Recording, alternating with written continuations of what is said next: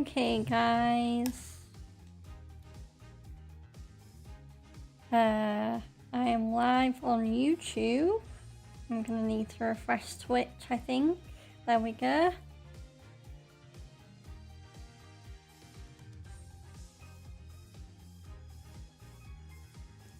So, welcome back to Ace Attorney Monday. Today, we will be carrying on with Ace Attorney Dual Destinies. Today, I will actually conclude the Themis Academy case. I thought I was going to finish it last stream, and then I think I had cold symptoms and they started acting up, so I didn't feel like doing a super long stream.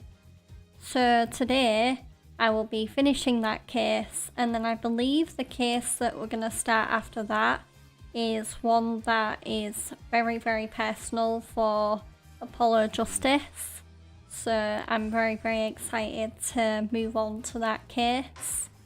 But yeah, let's finish this case first. Yeah, that's right.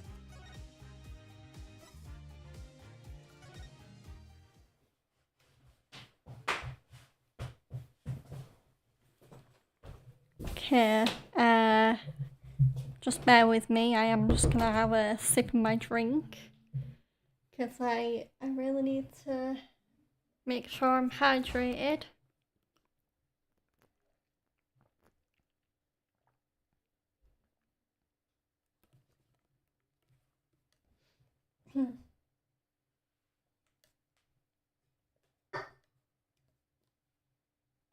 Okay, just doing some reshuffling on my table.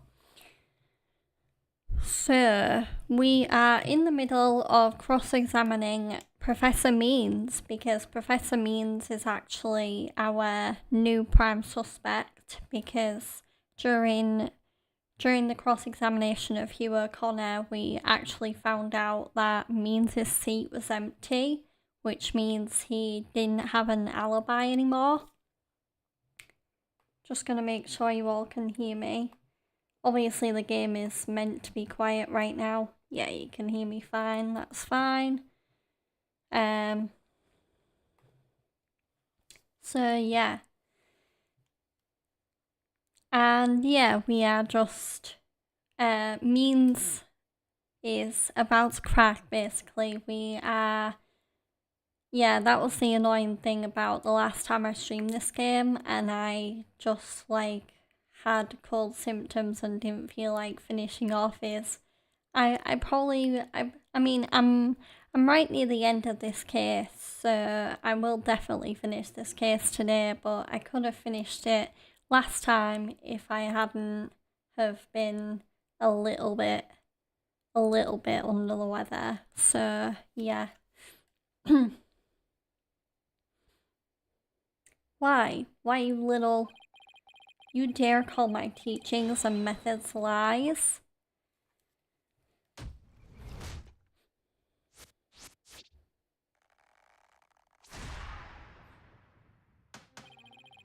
Themis Legal Academy is a proud institution. It's the most powerful in the world.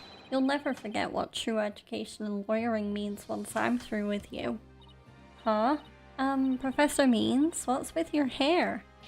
Quiet. No talking in class. Ow! Homeroom, October 26th. Eyes and ears up here, everyone. Homeroom is now in session. We will begin with roll call. Athena Sykes. Huh? Oh, here? Apollo Justice. I'm fine. I mean here. Fool. The proper response is here without any extraneous information. Ouch. I mean, here. Next, Your Honor. Here. See, class, that's the proper way to answer. Simon Blackquill. I said Simon Blackquill. Are you here or not? There's always one, isn't there?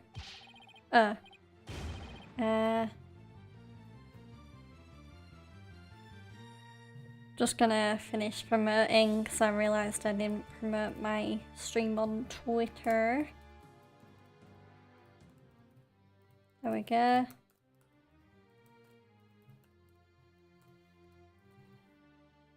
There we go. Perfect.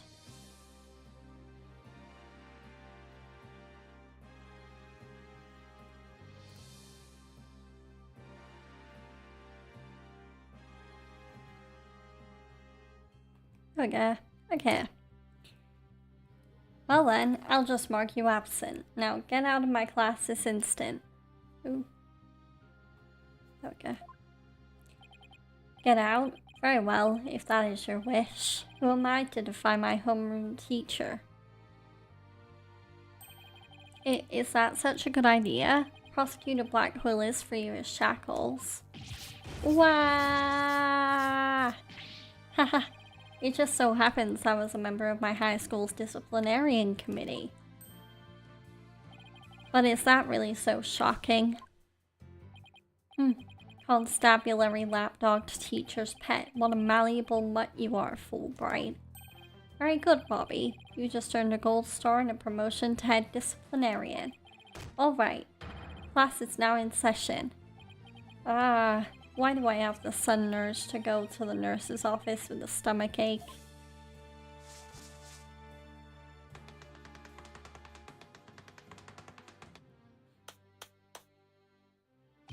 Pay attention. I am not the killer. Juniper is. This will be on the next test, so you had better be listening. But Professor, you created the phony tape to pin the blame on Junie. Plus, you were the only one who could have moved the body during the mock trial.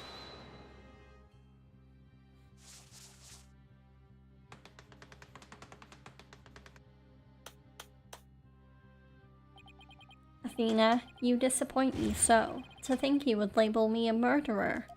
Now pay attention. The murder occurred on the 23rd between 6 and 8 p.m. But I was already at home by that time. So how could I have been involved in the crime? Professor Means, can you really prove you had already gotten home by that time? Can you prove that I was still at school? No, I can't. Hehehe. So you admit it. Well, you just earned extra credit for your honesty. But you have also earned yourself lavatory cleaning duties until you graduate. Ew! I do enough of that at the office.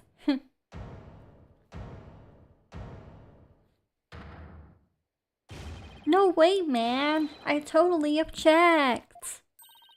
Robin? I can't believe I fell for the Professor's silver-tongued lies. Why, you? How dare you talk about your teacher like that? I'm not listening to you anymore, man. No way, no how. Now, I have a confession to make. You know those two statues that were on stage? I didn't make them all by myself. The statues on stage? Do I want to know where this is headed? I was able to finish one of them, but the last bell rang before I had time for the other one. So I asked Professor Means to make it for me. In other words, the professor was there on the stage after the last bell. Right, and it would have been way past 7 p.m. before he would have finished. Professor Means was still at school. This is incredibly important testimony.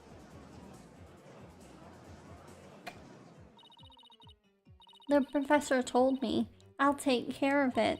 I thought my parents would let me be an artist if I said I made both statues myself. I'm so sorry for not telling the truth. Robin. Quick, somebody get this juvenile delinquent out of my sight. Simon, you're head honcho among the delinquents. Do something. Yeah! And who's in charge of the class pet around here? Not interested.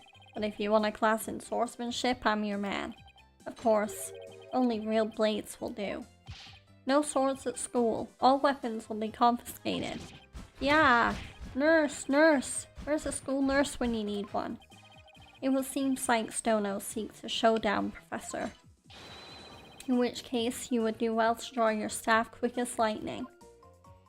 Very well, then I will just have to prove my innocence myself. The real lessons begin in second period. Prepare to be served old school style.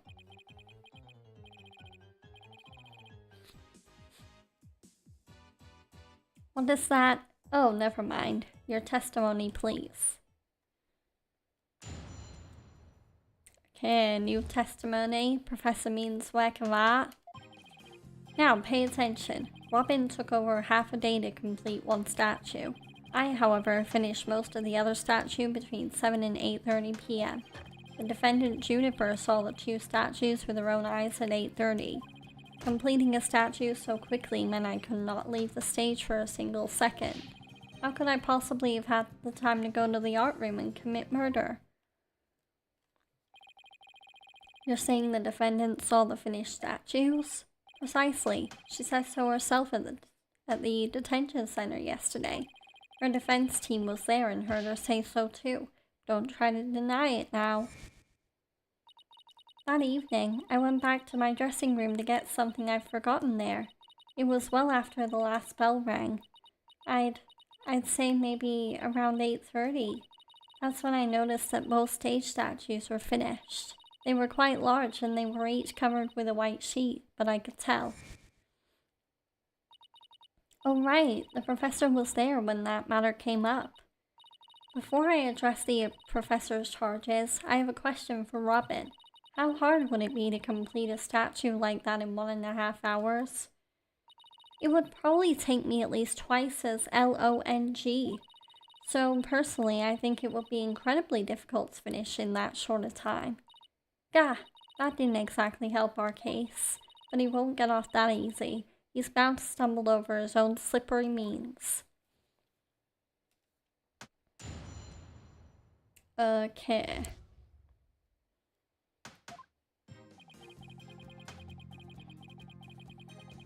So let's press to get more info.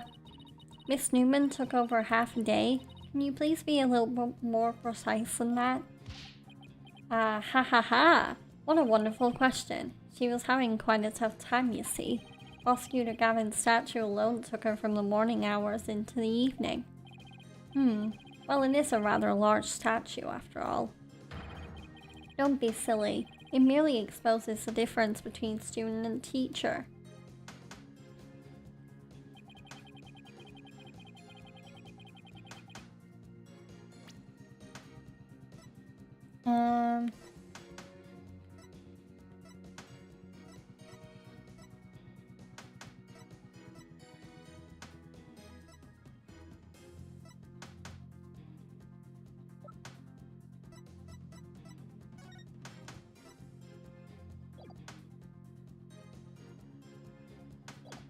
Okay, I'll press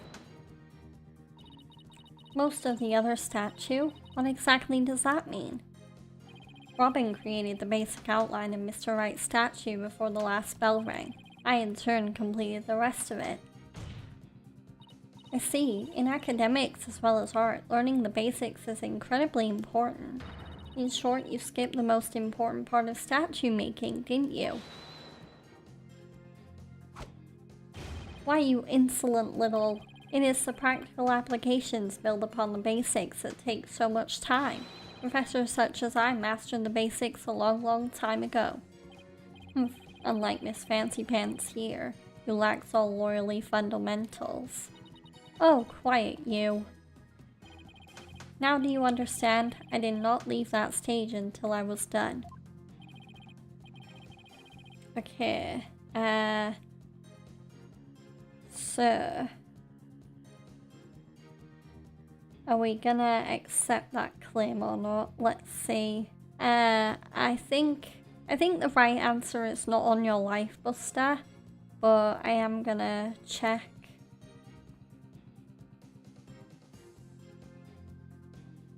No.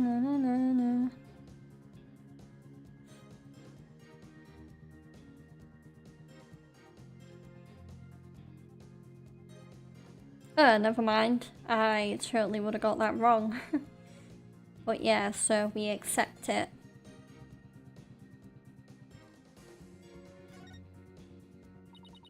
I've tried everything, but I still can't prove anything. Tesk, I guess I concede. I couldn't hear you. Say it louder this time. Oh, I concede that Professor Means never left the stage. Ha ha ha ha. That's right, but what took you so long? I was there at the stage the entire time. I couldn't possibly have committed the crime. I'm not gonna give up here. I'm afraid I have to side with the witness, Miss Sykes, and unless you have any further objections, I'll have to put this issue to rest. Not yet. The defense still has an objection. Athena, you've thought of something? Well, as I said, not yet. Oh, so it's time for legal smoke and mirrors? Not yet, Athena. It's not yet time to quit. It's at times like these when it seems like there's no way out that you have to... Yeah, I have to turn the case upside down. Instead of focusing on whether Professor Means could have gone to the art room, I should focus on how he could commit murder without going there. It seems our young lady has a real bona fide idea. But I'll use any means necessary, even casting stones, if it'll distract her. Ah! Who brought the bird to school? Sykes don't know. If I hear one word of your usual jibber-jabber, I shall have your head. The murder occurred in the art room, yet the witness was on the stage. How do you propose to fill the vast gap between these two key facts? If I accept the premise that the professor was on stage the entire time, the only other answer is that we got something else wrong. Wait, that's it! Every last one of us made a huge mistake. We were totally wrong about the crime scene, probably. Yeah. So wait, so the art room wasn't the crime scene? Huh. If Professor Means was on the stage the entire time, then he must be the killer. Ridiculous, the defense has become utterly incoherent. No, it's just the murder wasn't committed where we thought it was. Continues Sykes Dono. Okay, the murder was actually committed here. On the stage, obviously.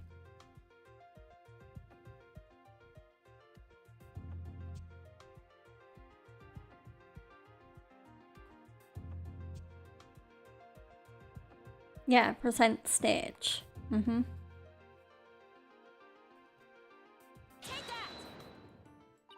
The greatest riddle of this case has been how the body was moved from the art room. But if the murder occurred on the stage, that means the body was never moved at all.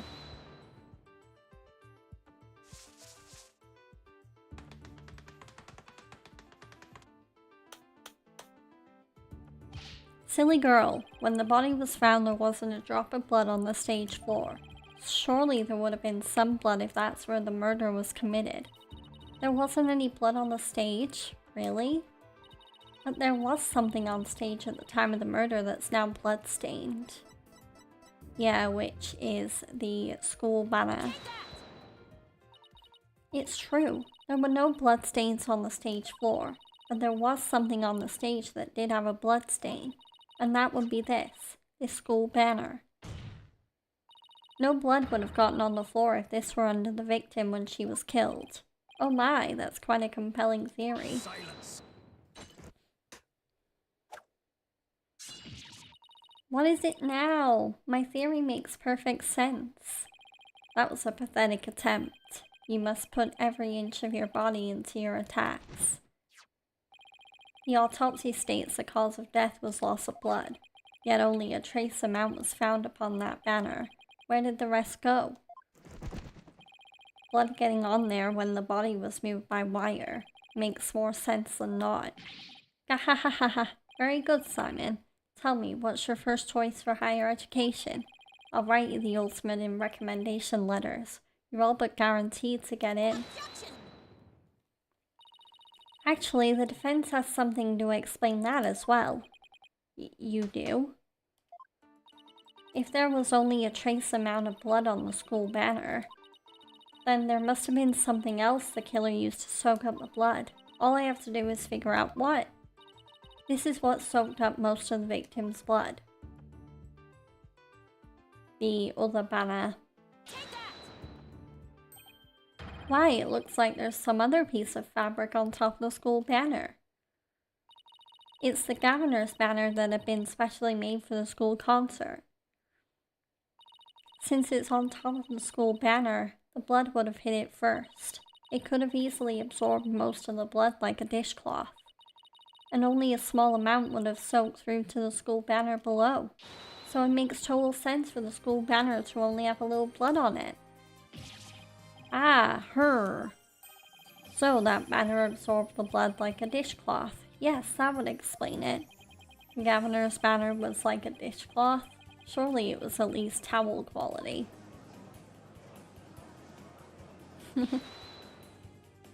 Simon, don't just stand there, do something. Silence.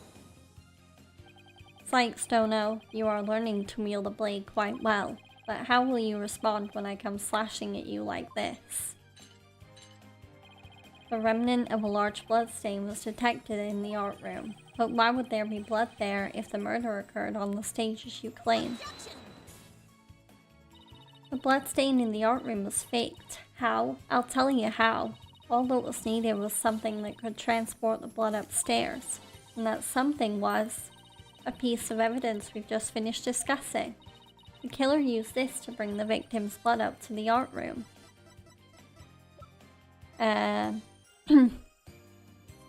He clearly used the bent fragments, I think. Yeah.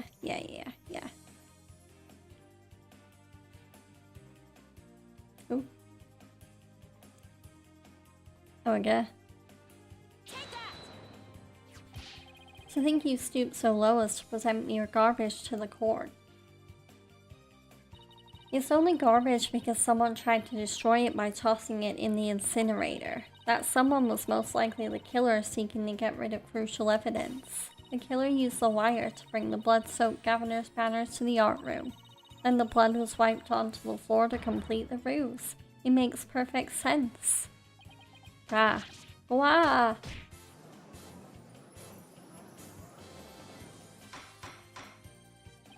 Order, order! This is quite a development. To think the body was never actually moved.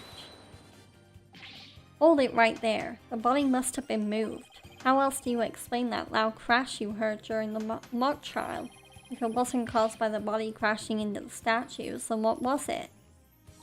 Ugh, I hadn't thought of that. If that loud crash wasn't the body hitting the statues, then what was it indeed? The knot in the school banner shows that something was carried along the wire in it. So if that's true, I know what I have to find. Something that was in the art room before the murder, and then on the stage after. The object that was sent down the wire to crash into the statues was... I think it was Lady Justice.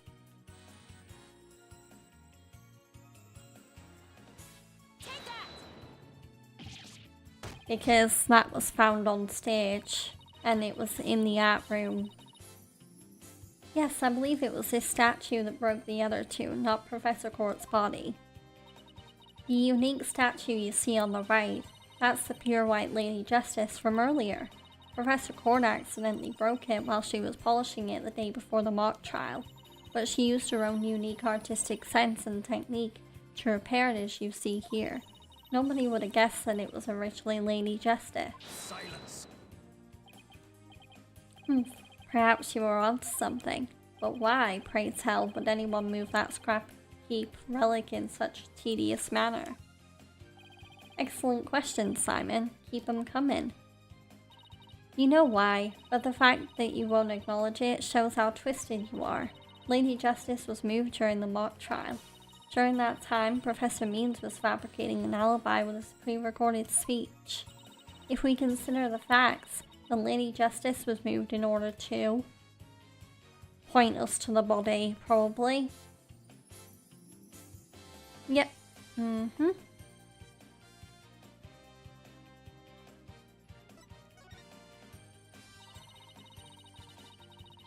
Professor Means used his pre-recorded speech to fake an alibi during the mock trial. He wanted to make it look like he couldn't possibly move the body. Moving Lady Justice was his way of pointing us to the body and cementing his alibi. Ah! That's quite a persuasive argument. For a while there, I thought you weren't taking the trial seriously. Well done.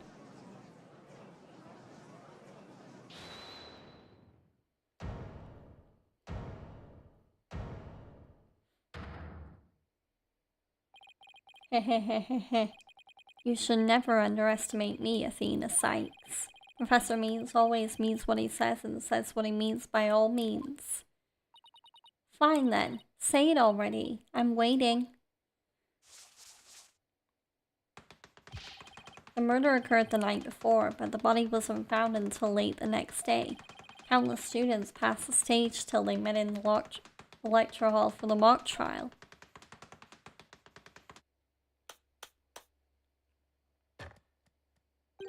So answer me this, why didn't anyone see the body that entire time? That can be explained by,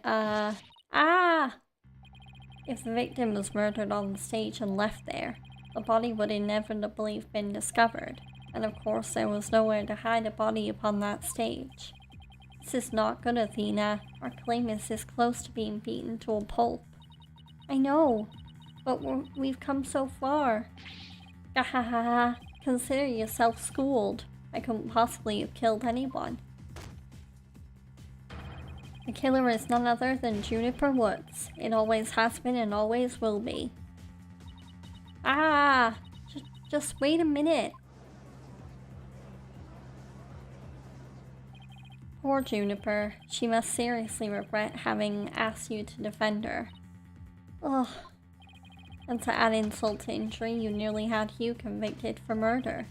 Surely you haven't forgotten that little fiasco.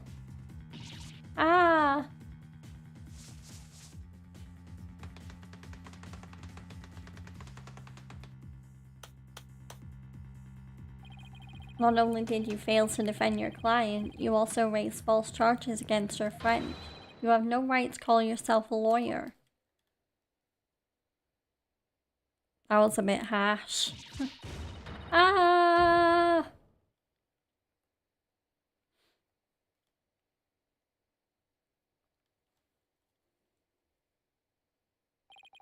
But if this trial proceeds in the same manner and ends in the same way as the mock trial, would you not lose everything you've worked so hard to gain?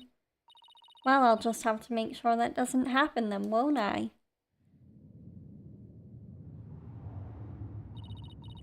Don't tell me I failed once again. Failed to save someone near and dear to me. I've worked so hard to become a lawyer and even study psychology. Has it all been for naught? Am I just doomed to relive that all over again?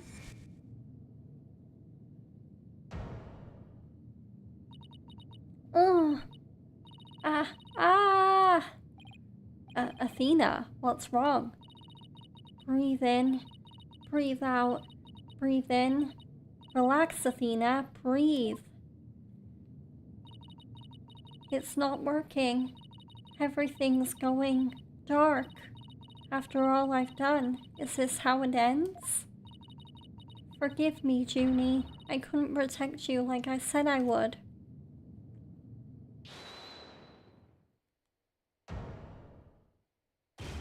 You leave Athena alone, man. She's the one who saved me.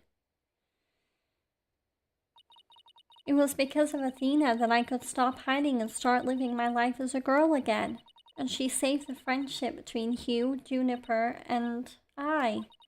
I think you're an awesome lawyer, Athena. One of the best. But I raised false charges against Hugh. And that's not all. I've done some seriously unforgivable things. Heh, what's the big deal? False charges are nothing to be scared of. And I'm not even mad at you. I should really be thanking you. You use legit means to expose my wrongdoings and give me a chance to re-examine what's important. But what does it matter if I can't save Juniper? I mean, the whole reason I've come so far is... It's not over yet, Athena.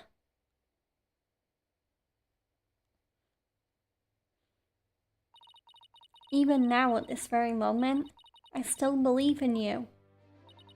Junie, I know you better than most people, Thena, and I know you'd never surrender to the dark age of the law like the professor did. Thank you, Junie, but I feel like I can barely breathe. I don't know what to do. Silence. Stop your bleeding this instant. You look an utter fool. Prosecutor Blackwell? There is one who awaits you, is there not? And that is the reason you have studied so very hard. Are you prepared to give up on all you have worked for thus far? It would not do to have you disappoint you know who.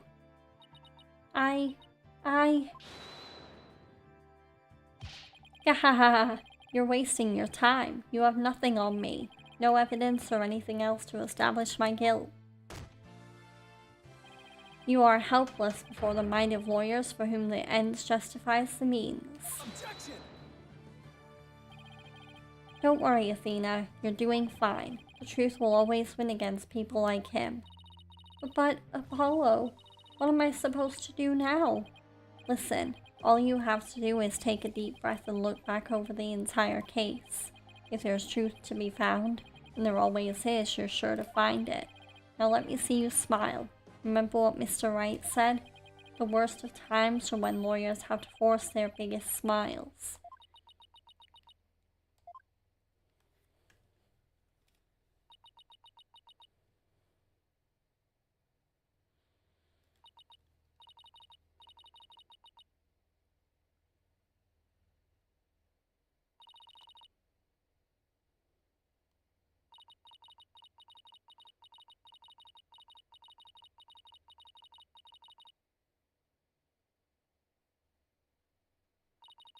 Athena Sykes is psyched and ready to rock. Prepare for your utter defeat.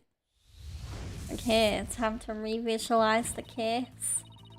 Professor Court wasn't killed in the art room. She was killed right where her body was found. We know because there wasn't any time to move the body there from somewhere else. That means the body had to have been hidden somewhere on stage until it was found. Let's think along these lines and see where it takes us. First up, when did Professor Means remove the body from its hiding place? Well, let's see. What was he doing right before the body was discovered? He was using the span of time his fake alibi created to move the body from where it would be more easily spotted.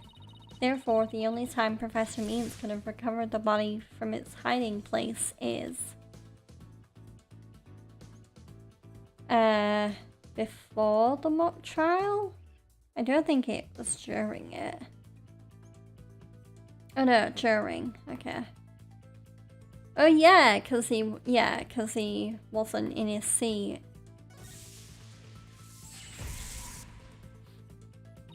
It was during the mock trial, specifically during the speech.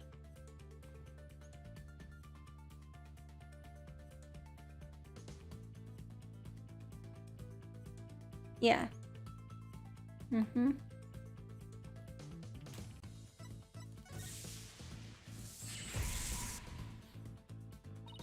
Professor Means moved the body to an easily seen location during his long pre-recorded speech. The professor also moved something to the stage that wasn't there before, specifically the gold statue. Oh, the white statue. Okay.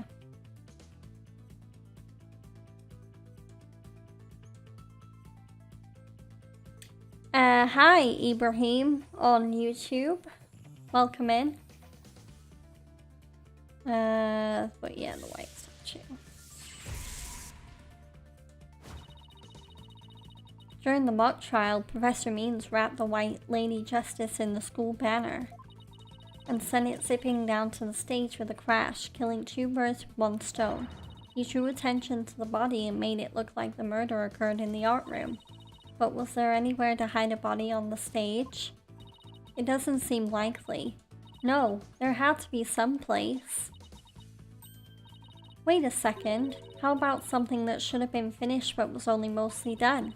Something was used to cover the body up, but it didn't draw undue attention because it looked like it belonged on stage. In that way, no one would suspect there was a body hidden inside. Oh wow, really? I'm glad I got it right then.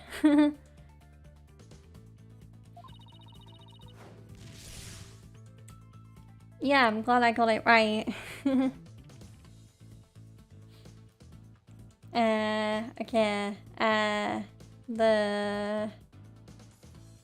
It was one of the statues, the right statue? Yeah. The right statue. That was it.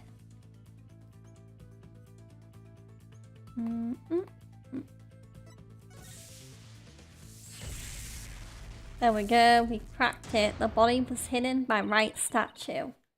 Oh, I know. The Mr. Right statue was never actually finished. The body was wrapped under some cloth to hide what was really inside, cleverly disguising it as the boss's statue.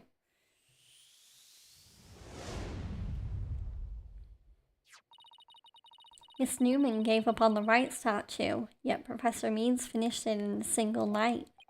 Yes, what an impressive feat that was. No, his so-called work of art deserves none of our praise. That's because it was only a facade to hide his real work, the murder of Professor Cord. Come again? I'm afraid I don't follow. He hid the body by making it look like the statue of Mr. Right. With the body wrapped under a piece of cloth, it looked just like a statue. Well, what? I second that. What? Now, this is getting interesting. No, this is getting preposterous. How would such a thing even be possible? We'll never know until we try. Uh-oh. I think I know where this is going. Okay, Apollo. Time to turn me into a reasonable likeness of Mr. Right. I'm going to pose like a statue, like so. And now I want you to wrap me up in a cloth so that I look like a statue. Oh,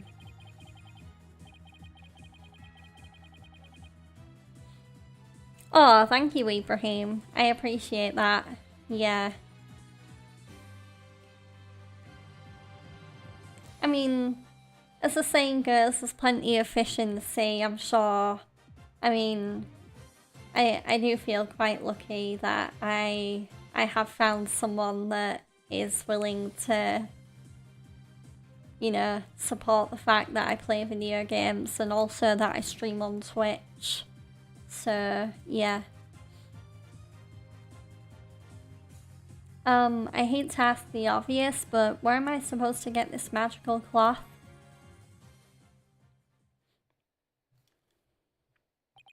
I'm afraid that isn't the right color, Mr. Justice. Well, given how sudden the request was, it's kind of the best I could do, Your Honor. Alright, I think that about does it.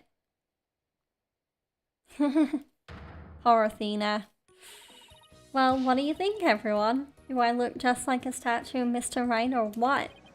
Looks like some random person to me. Weren't the statues a pair of busts? Phoenix Wright has that spiky hair on the back of his head. Forget the hair. The statue's head is way bigger than your average person's anyway. You gotta hand it to me for trying anyway. Wait, that's it. The hands! Her arms are raised over her head and there are dark bruises around her wrists.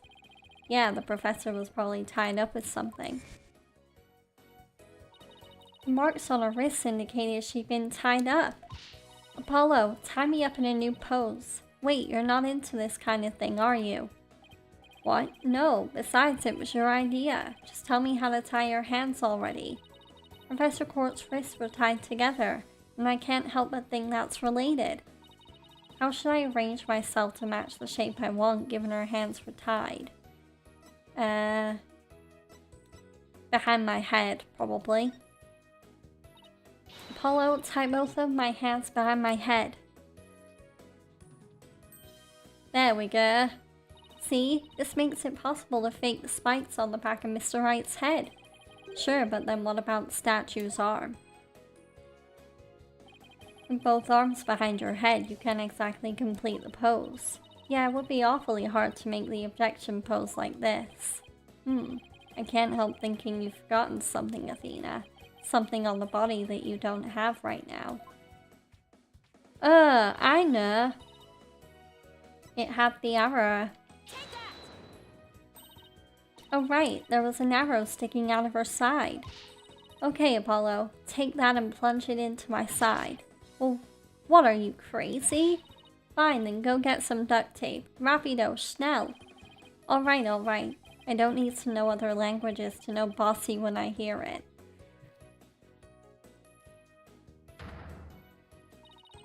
The fatal arrow to the side. Spiky hair created from 2 hands. A masterpiece in the making. Now cover me with a cloth. But remember to make the arrow stand out, okay?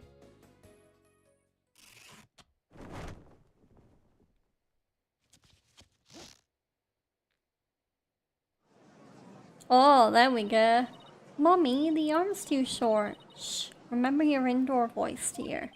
Nobody's buying it. The arrow's nowhere near long enough. But, what else could you use for the arm? Still won't give up, eh? I must commend you, if only for your spirit and determination. Of course she's not giving up. After all she's put me through, she owes me an explanation, and one that makes sense. Now, disappoint me again and the penalty will be doubly painful. Yikes, I guess I better get it right this time. Think, Athena, think. Professor Court was murdered when she stopped by the stage to see Professor Means. If it wasn't premeditated, he must have used something close at hand in this little ruse. Apollo, show me those stage setup photos again. Like that, right now. Okay, hold on. Please be in this photo, it just has to be. The arm on the Mr. Right statue is really this right here. It's gotta be the staff, right? That's the only thing that makes sense. Got it! I know what he used for the arm on the statue, Mr. Right. This is absurd. There is no such thing in the photo. Hehehe. Don't play dumb with me, Professor. It's the staff you have right there. It's a staff? This is the spear of a great legal warrior. Whatever, just hurry up and lend it to me. Yep, that looks right. The length is perfect. Mr. Wright couldn't possibly object to such an awesome arm. Okay, go for it, Apollo. Sure, I'll give your arm a hand. Cloth and binding coming right up.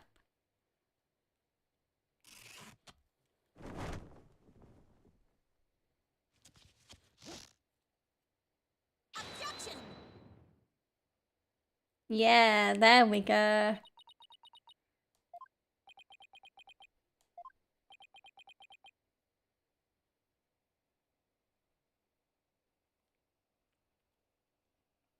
Hi, Gigaments. The Henry Stickmin collection. I don't think I've played that before. Huh, interesting. It's interesting it has Ace Attorney references. I might need to keep a mental note of that and check it out. But welcome in. I hope I'm glad you're happy that I'm playing this because I do love the Ace Attorney series, and this is the second time I'm playing this game, the first time on stream. It's Phoenix Wright. Look, it's that famous lawyer. That's definitely him. I know that pose anywhere. We did it, didn't we? Ha ha ha ha ha ha ha ha. Well, am I not the spinning image of the legendary Phoenix Wright? The man who will bring us out of these dark ages and into an era of brilliant golden light.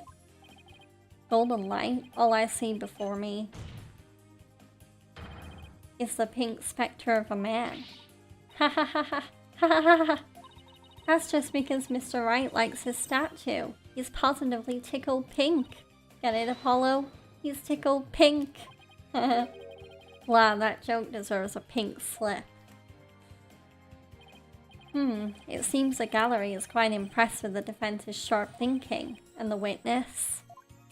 Bah, the resemblance is nothing more than a coincidence. Not so fast there, Buster. Unfortunately for you, I can prove my theory to be more than mere coincidence. To prove that his spear was thrust into the victim, all I have to do is test the spear for blood.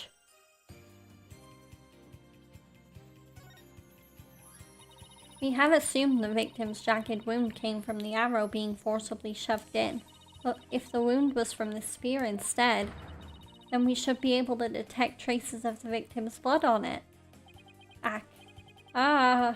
Your Honor, a brief recess if you will. By any means possible. What if I get rid of my spear? Wait, what if I burn it?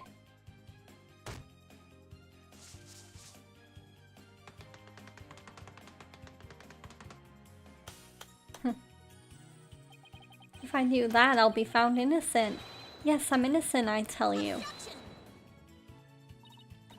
Surely you don't expect us to take lectures from you now. Now I ask you in the gallery. Help me decide the professor's fate. Oh my god.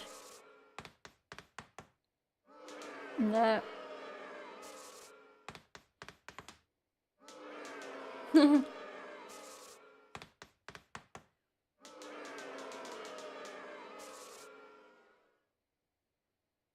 Oh, he's finally cracking.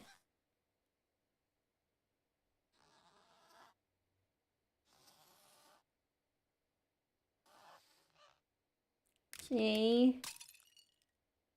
Oh, he was gonna write guilty and then his teeth cracked from the pressure. Prosecutor Blackwell, what has become of our witness, Aristotle Means? It is as Sykes-Stono suspected. Blood was detected on the staff. He is admitted to this heinous crime, all of it. He shall join us in the clink tomorrow. His teaching skills can be put to good use there. Great, he'll teach felons that the end justifies the means. So much for rehabilitation. Can I ask what the professor's motive was? I could barely make out a word he said on account of his shattered teeth. One of Blackwell's fellow inmates was once a surgeon. Why not a former dentist too? I eventually had him put pen to paper. It turns out Professor Means was the one taking bribes. The victim had suspected him after a report from the class snitch. That led her to question him at length the day of the killing, right there on the stage. The result? The heinous crime that was brought before the court. The fool, like Newman, had come to know of the script's contents via the victim's note. It seems he came up with a plan to stab the victim with her own awl in order to make the killing look like the one in the script and thus frame the defendant. But that scrap of paper with Hugh's name had the same mark as Professor Court's planner. Yes, about that. Those planners are bestowed upon all students graduating at the top of the class.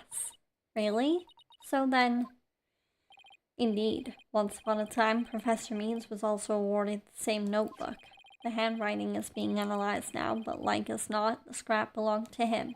This too was evidence of the bribery scheme that the victim had obtained. Know that Constance Court was clean, and that only Aristotle Means took the bribes. To think a professor would murder a colleague and try to pin it on a student. If this is the dark age of the law, then we can only hope that a brighter future awaits. And the first step is to hand down my verdict for a promising young lady. This court finds the defendant Juniper Woods. Yay! Mission accomplished.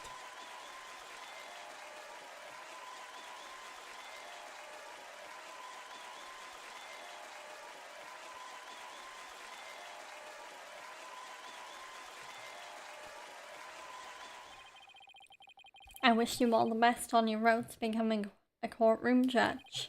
We will need young people like you, if we ever hope to restore the law to its former glory. Yes, Your Honor. I'll work as hard as I can. Maybe one day I'll be able to work with all of you to make a difference. Proudly serve Professor Court's memory. Do not let her death be in vain. That's the last thing I expected to hear from him today. Court is adjourned.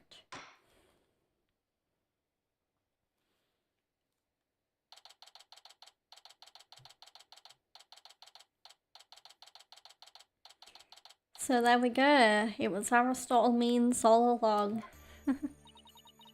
Thank you, Thena. I really mean it. Ha ha ha. It was nothing, really. I can take the biggest tangled mess of a case and unravel it just like that. I don't know. You look pretty wound up there at the end, literally and figuratively.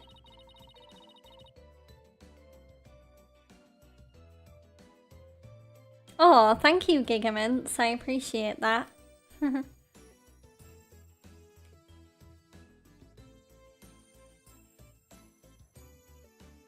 You look pretty hungry for a knuckle sandwich, Buster. I wanted to thank you too, Apollo. Ahaha, don't mention it. The way you were always there for Thena when she was in a bind. And at the detention center where your smile gave me hope when there was none. It was like the warm rays of the sun shining down on peaceful woodlands. I think you're an absolutely amazing person. Thanks, Juniper. That means a lot to me. But I still have lots of work to do, and I can't wait until we see you on the judge's bench. Hahaha, I promise you I'll get there someday. That's why until that day, I'll... Guys, I've got some big news. I mean, this is huge. Oh, am I interrupting something? No, it's okay, I think. So, what's the big news? School festival. It was supposed to have been cancelled after what happened, but... we just got a call. In memory of Professor Carlson's court, who worked so hard to make it happen. The festival is being extended one extra day until tomorrow. Really? Alright. Ooh, anime.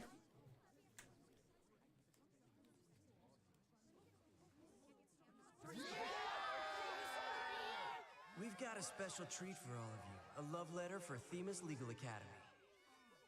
Achtung, baby. It's time for the Guitar Serenade.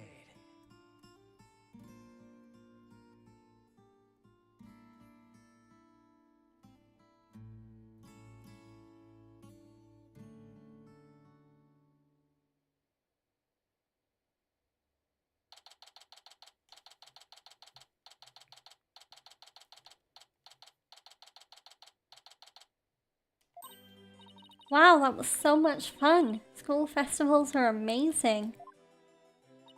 Teehee. I think you and Robin are getting a little carried away. Ah, your singing voice, Juniper. You can melt my H-E-A-R-T.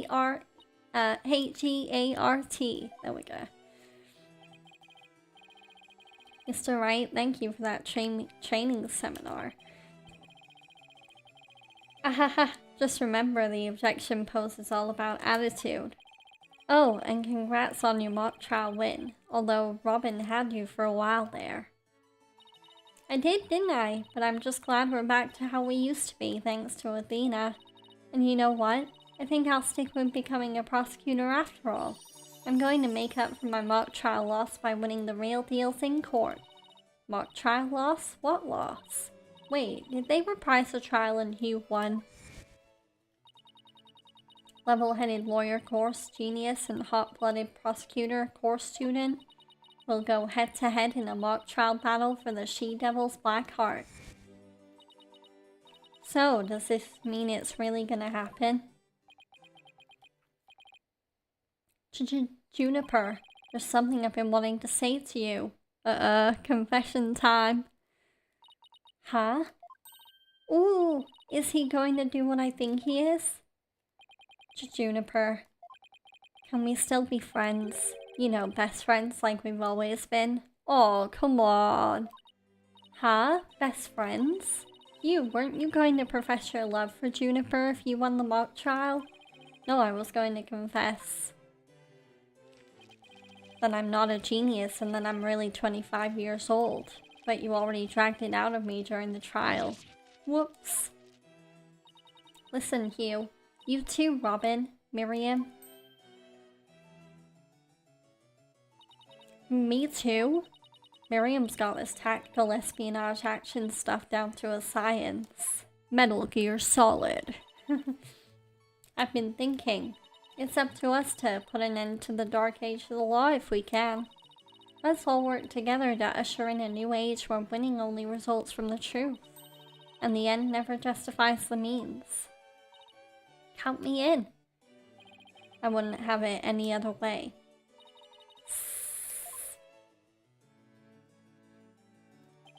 Best friends forever, huh? No matter what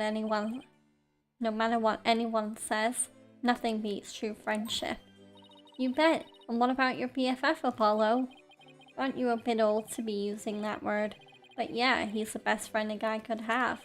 Which reminds me, we're supposed to meet up and gossip about the new girl in the office.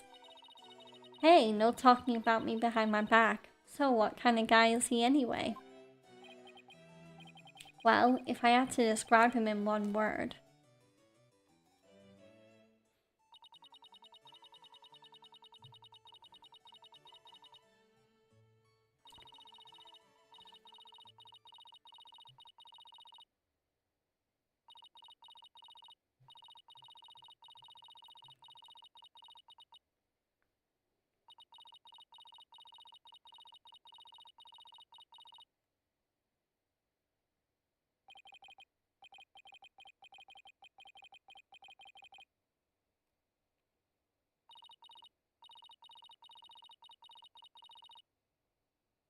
Ooh, the Henry Stickmin games are free. Ooh, I'll have to check them out. Yeah, because I do play a fair few free-to-play games. Because there are some pretty good ones out there.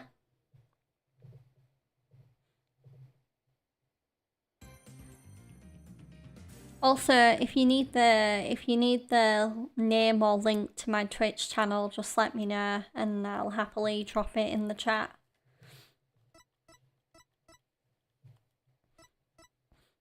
Okay, save progress.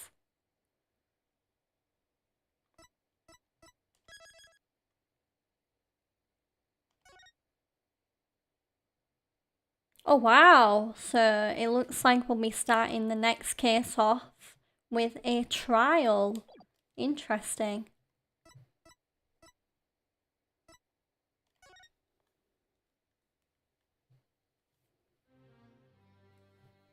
But time for the cosmic turnabout.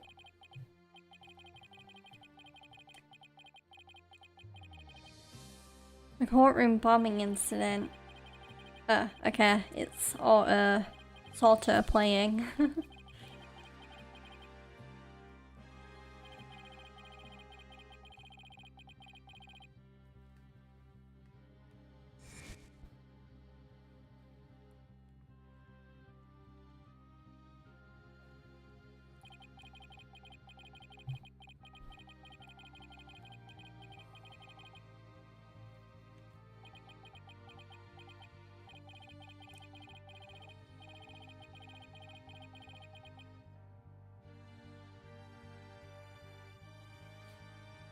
I also do love any games where it's very obvious that the developers did put a lot of heart and soul into making it, so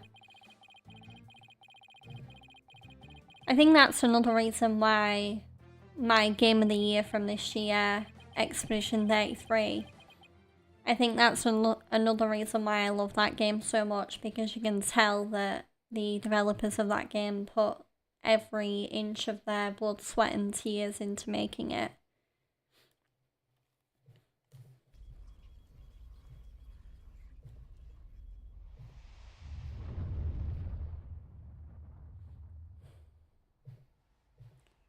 But not to throw in a cheeky pun, but this case is gonna be out of this world.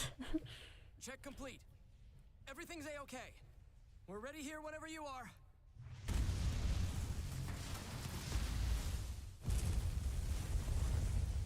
Come in, Act 2. Come in. Do you copy?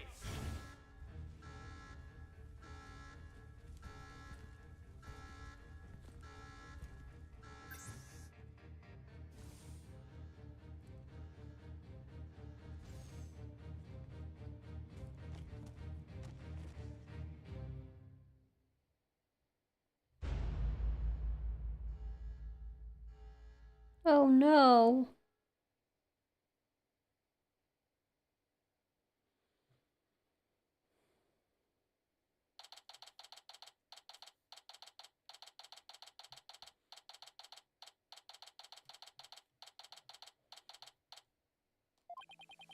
Time for another trial to begin.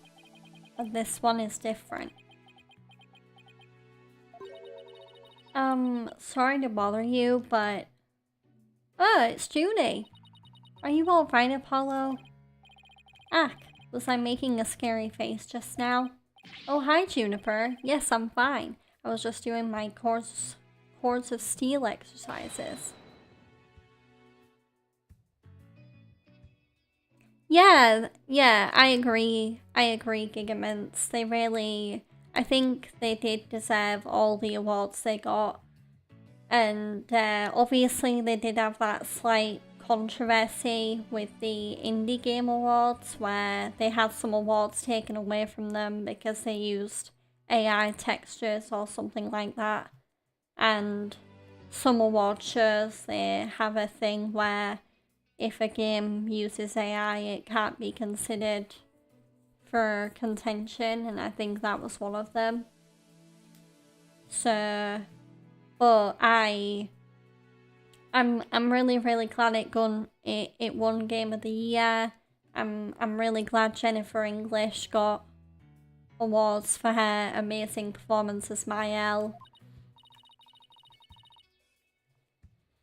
The music is also incredible. I have the soundtrack on Spotify, and whenever I'm in like a gaming music mood, I always listen to it.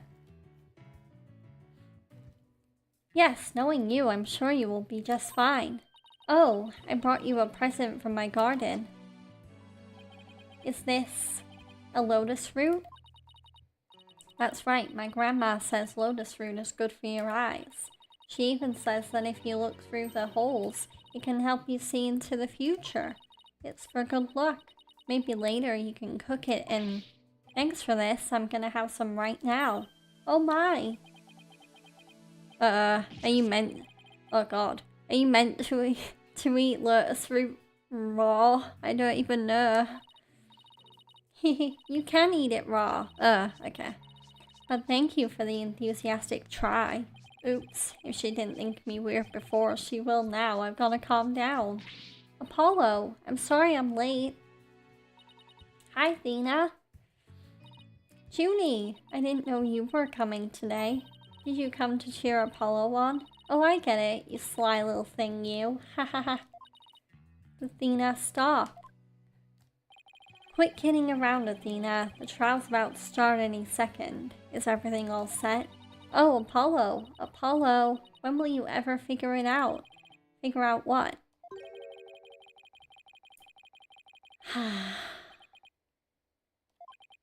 Wow, that was the longest sigh I've ever heard.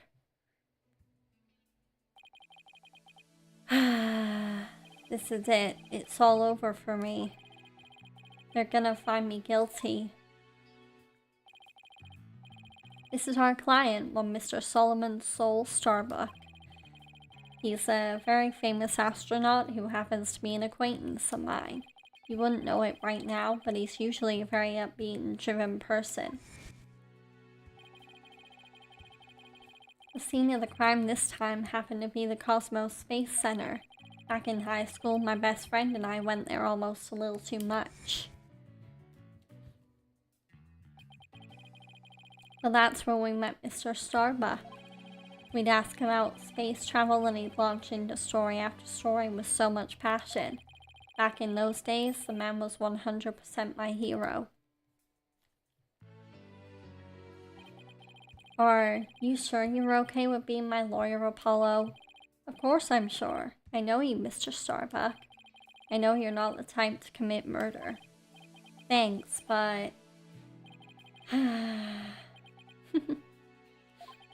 I was supposed to be in space right about now.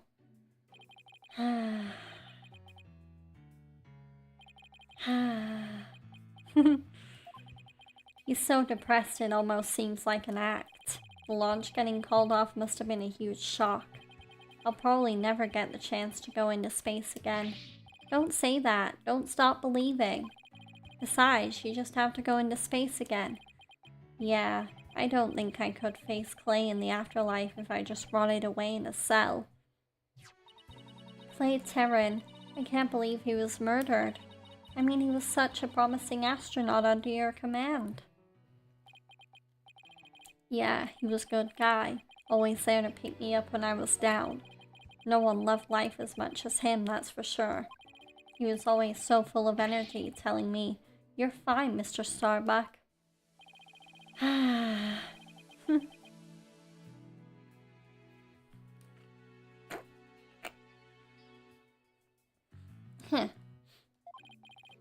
How could something like this happen to a guy like him, huh? I've never seen Mr. Starbuck so down. Clay's gone and I'm going to prison. I wish I could burn up like a shooting star right now. Mr. Starbuck, you'll be fine. Ah, what is it? What's with the yelling? I'll get to the bottom of this today, you'll see. And in exchange, I want you to go back into space for you and Clay, promise? Does that mean you have lots of evidence to prove my innocence? Oh, well, about that.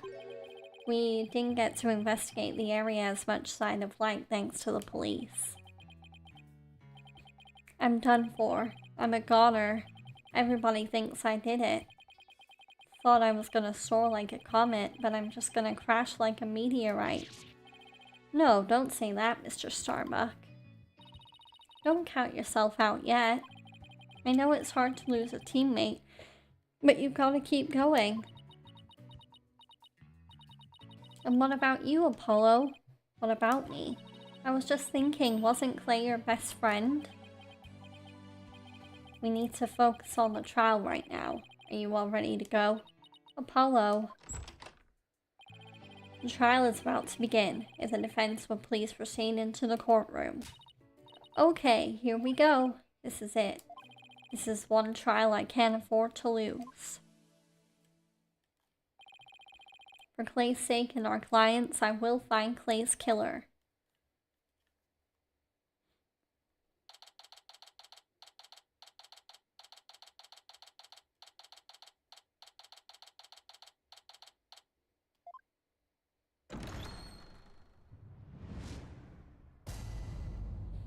All rise.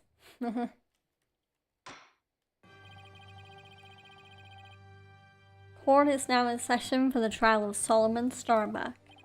The defense is ready, Your Honor. Excuse me, Mr. Justice. Yes, Your Honor. What happened to your eye? I'm fine. The defense is ready, Your Honor. Are you sure? I'm fine, Your Honor. The defense is ready.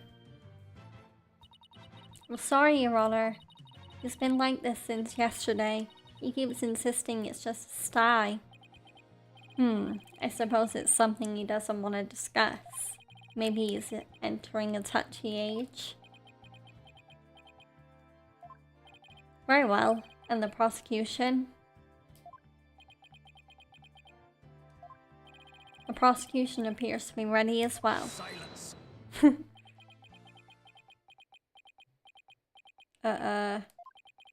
Not yet.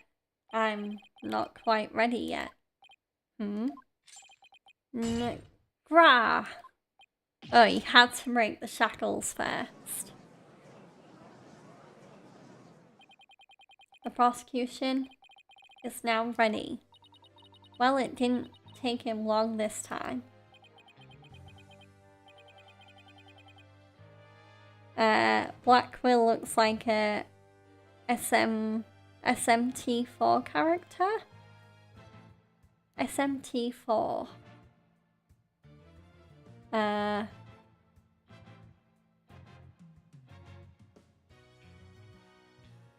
Wait, is that, yeah, I think I read that right. SMT4, you might have to clarify what that means. Because my brain isn't working right now when it comes to acronyms, apparently. Now then, I shall give the opening statement. Silence. I'll do it.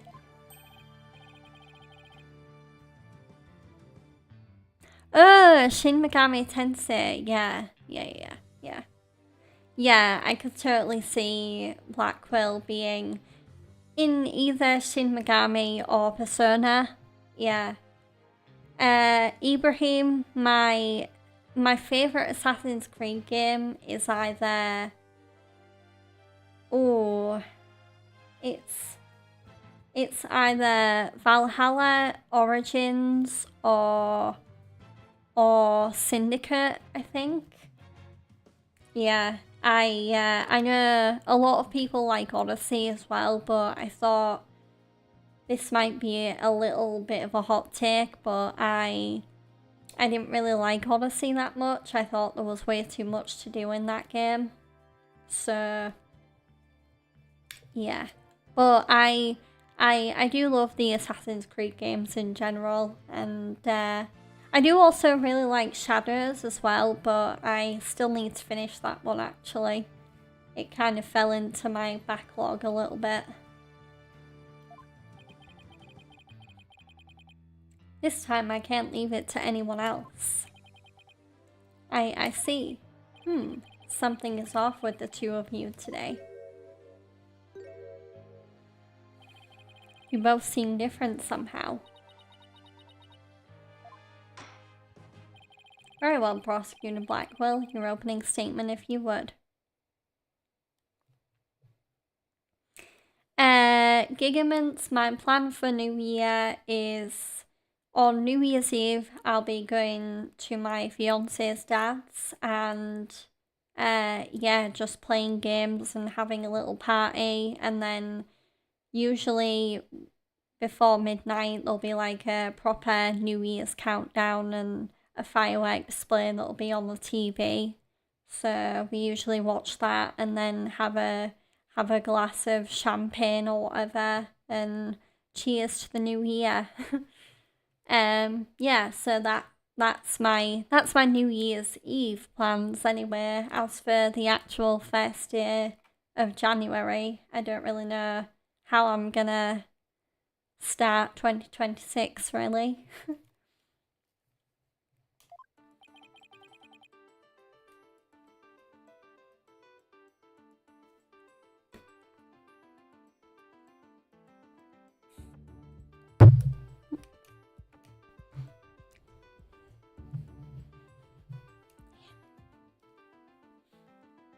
It was just yesterday. The crimes in question occurred at the Cosmos Space Center. Ah, that famous federal research facility in all things related to astrology, right? Astronomy. It's astronomy. Yeah, George. Astrology is like star signs and stuff. Astronomy is the space stuff. Anyway, a rocket was set to launch from there. But at 9:28 AM, before they could even move the rocket to the launch site,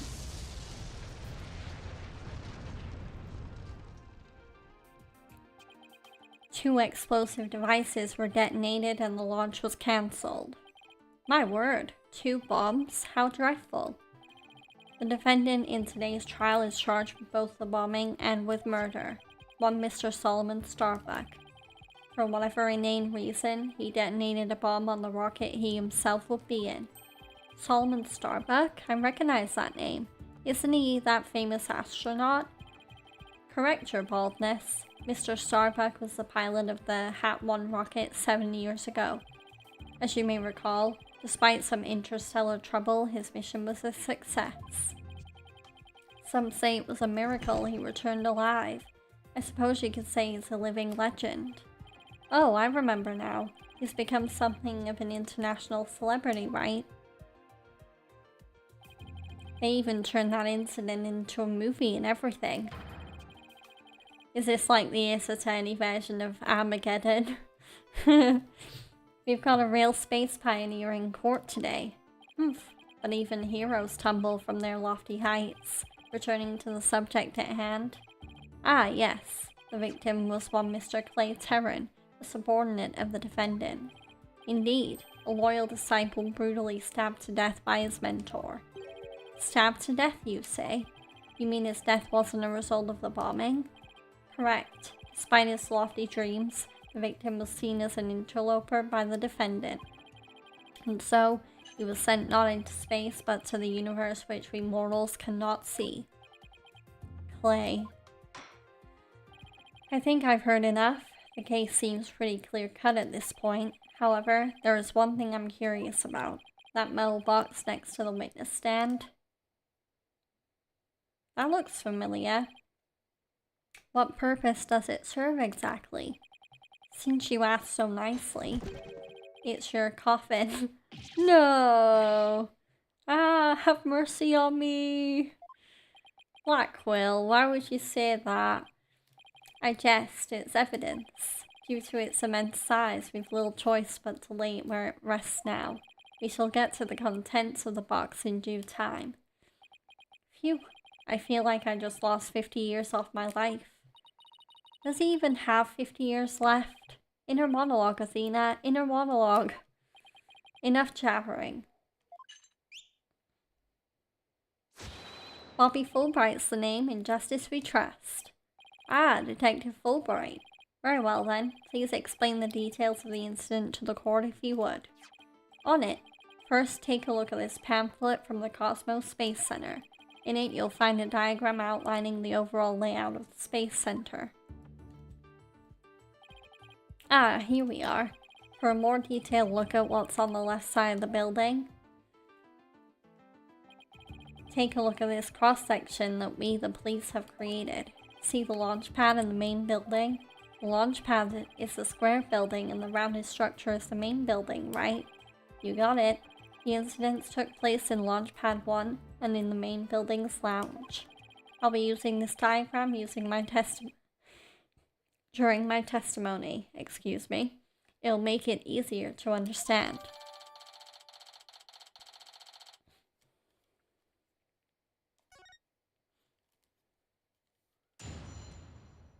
So, the first testimony of this new case. Just before the rocket was set to launch, 2 bombs went off. Boom, boom. One on the second floor of the Space Center's main building, and one in Launch Pad 1. Thankfully, only the 2 astronauts were in the Launch Pad 1 at the time. 2 of them managed to make it back as far as the boarding lounge, but after the escape, one of the 2 was found stabbed to death. A murder on top of a bombing? Detective, the victim was already dead by the time you arrived at the lounge, correct? Yep. Thinking he'd sabotage the bombing, the defendant killed him right there in the rocket. Just look at this tragic photo. Oh my, is that a knife in the victim's chest? Yes, Your Honor. It's the knife that cruelly ended this young man's dreams. We couldn't get any prints off of it though, because the defendant was in his spacesuit. Utility knife has been added to the court record. The victim's blood was found on its blade, but no fingerprints could be lifted. By the way, Detective Fulbright, why are the victim's helmet and right glove absent in the photograph? We had to remove them to identify him, Your Honor. I personally removed his glove during the investigation. We had to get his fingerprints to confirm his identity after all. Yes, it would be very difficult to identify him without face or fingerprints. Now, there's just one more thing I'd like to inquire about. What is this round thing next to the victim in the photo? Something so important to the victim he took it with him as he escaped the launch pad. A capsule that apparently contains asteroid samples. While obviously valuable for research purposes, it has no relation to the case. I see. So, we know that the bomb in the main building was on the second floor. But where was the bomb that was in Launch Pad 1 located? Heh, that one was on the rocket itself. It was situated around the central part of the rocket. Apparently, the area around the launch pad's elevator was a sea of flames. I would like to submit this diagram report into the record. So, the bombing report has been added to the court record. The explosion sparked a fire on the second floor of the main building and the middle level of the launch pad near the elevator. The trial's just started and we're already in a bind. You get used to it. Besides, that's what cross-examination is for, right? What the two astronauts were doing during the bombing, that'll be the key.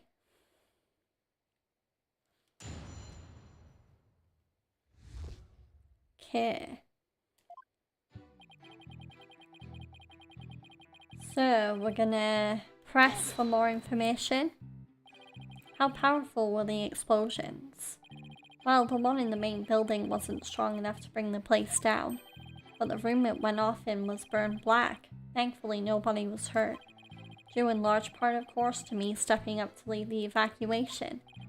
Wait, what were you doing there in the first place, Detective Fulbright? Hahaha, I'm Bobby Fulbright, hero of justice. I'll be there wherever and whenever people need my help. I go to the other side of the world or even the edge of the universe. I'm not sure he knows how far that actually is, but I guess I'll leave that one alone. Admirable decision, Justice Stono. Huh? What did he decide? Anyway, could you describe what it was like at the Space Center at the time? The bomb cut the power to the central bank of elevators and the third floor lounge. It was pitch black in there, I tell you. However, the security cameras and whatnot were running on emergency backup. And how did the evacuation go? I immediately and heroically whisked people down to the Space Center's basement shelter. The basement shelter? Yes, there's an emergency shelter beneath the Space Center. An emergency shelter, huh?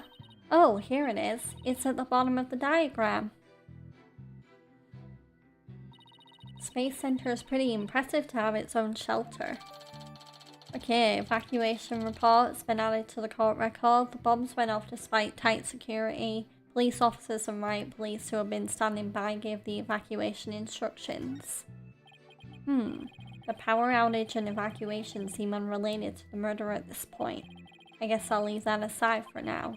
So there were 2 explosions in total, correct? Yep, that's right.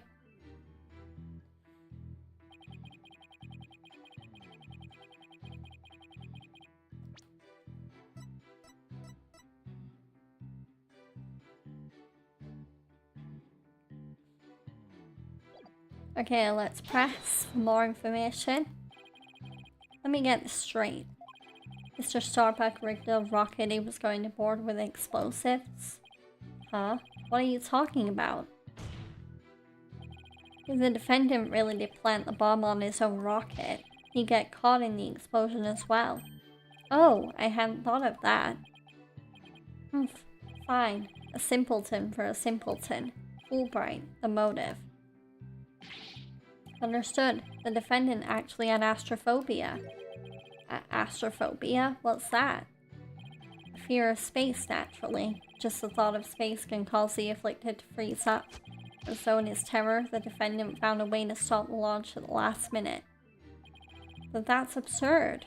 Unfortunately for you, we have evidence. Take a look at these. What are they? These anti-anxiety tablets were found among the defendant's possessions. Apparently, he was taking them in secret to quell his fears.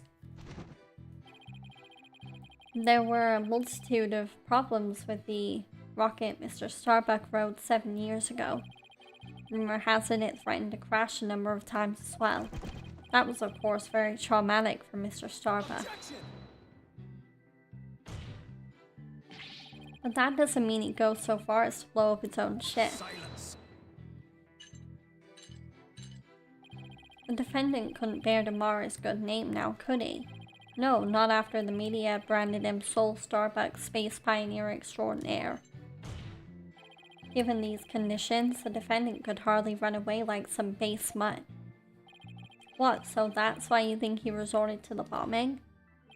Naturally, he constructed this act of sabotage in an attempt to blow up the Space Center, which would effectively abort the launch but spare his reputation. Ugh. Now I'm sure you understand why we have to bring justice down on this atrocious criminal. Okay, thankfully only the 2 astronauts were in launch pad 1 at the time.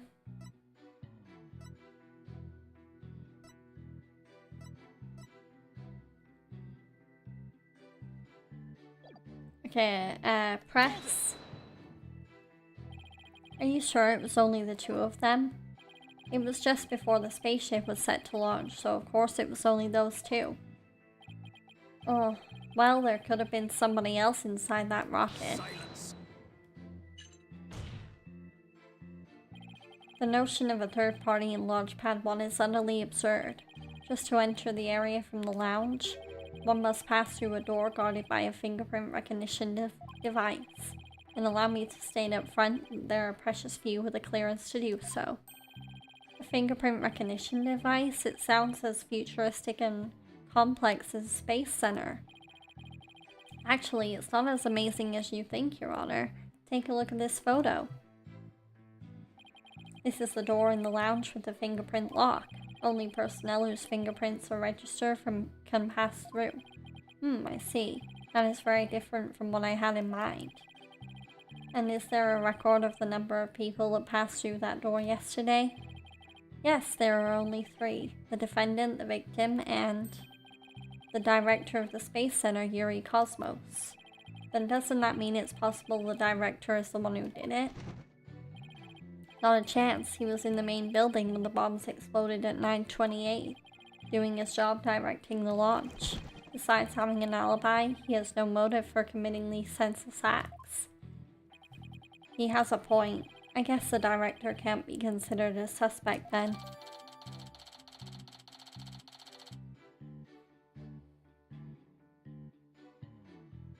So, the Launchpad 1 door lock has been added to the court record, a biometric door lock operated by fingerprint recognition.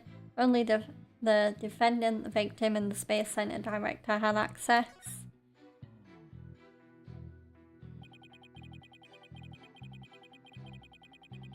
Okay, press. So while it would appear that the pair barely escaped with their lives, in actuality, one of them had already been murdered inside the rocket. That's the angle the prosecution wants to push, correct? You got it. In fact, that's what I've been trying to say this whole time. If the victim had been alive, he would have for sure tried to stop the bombing. Is there any chance Mr. Terran could have been killed before he boarded the rocket? They were both alive and well at boarding time, and embarked under their own power. Their hearts full of hopes and dreams of space. And then both of their hopes and dreams were dashed. If I may continue my explanation, after the evacuation order was given, the defendant made his escape, carrying the victim to make it look like a rescue. But after the escape, one of the 2 was found stabbed to death. Press.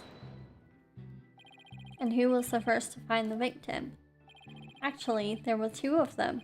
The Space Center director, Yuri Cosmos, and Detective Candace Arm. One of them was a detective? Yep, Detective Arm specializes in bombings, you see.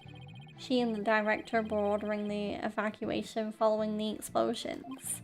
They were also worried about the astronauts, so they hurried over to the boarding lounge.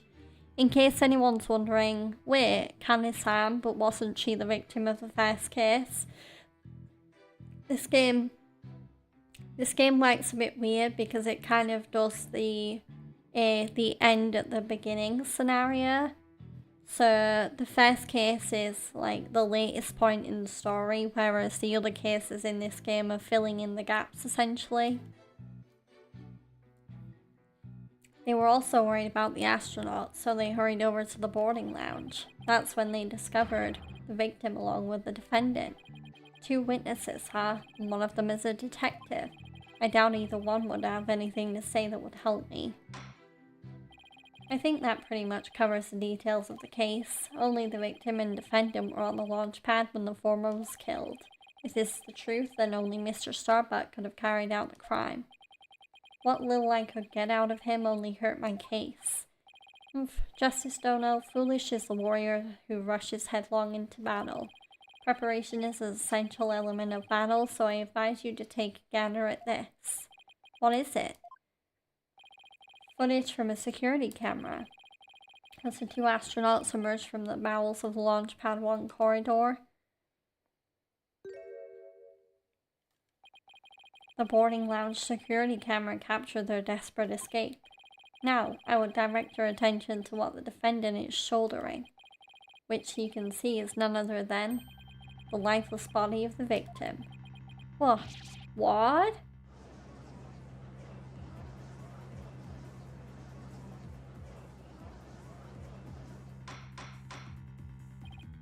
Order, I say. This lines up exactly with what the prosecution has been asserting. I should have known Blackwell would have something like this ready. Security camera video added to the court record. Okay. Video showing the defendant and victim's escape from the corridor to the boarding lounge. Apollo? How exactly did they determine that Clay was already gone in that footage? Ah, I see what you mean. Whether Clay was still alive at that point is pretty crucial. Your Honor, please take another look at the footage. Isn't it possible that Mr. Terran was still alive here and that Mr. Starbuck was helping him? Why, I believe you're right. One man carrying the other to safety. What a beautiful expression of friendship. Silence. Perhaps that's what it looks like to a one-eyed hothead in a dotard. But it only makes sense if it's the victim's dead body. What do you mean? Fulbright, explain it to Justice Dono. You got it. Ready, kid? If the murder had occurred in the lounge, someone could have spotted it. Anyone can enter the lounge after all. Doing it while they were alone in the spaceship, that's a horse of a different color. Objection! But you can't deny that there's a possibility the murder could have happened in the lounge. All that video shows is a man helping his fellow astronaut out. Silence. Your assertion is based on emotion. It's based in your belief that Mr. Starbuck would surely help his own disciple. But you have no logical explanation as to why the victim could still be alive. Unfortunately, Mr. Justice, the prosecution is right. Your argument is lacking in sound logic. But it sounded perfectly logical to me. Well, Mr. Justice, if you have no further objections, I believe it's time to bring this cross-examination to a close. Objections? Well,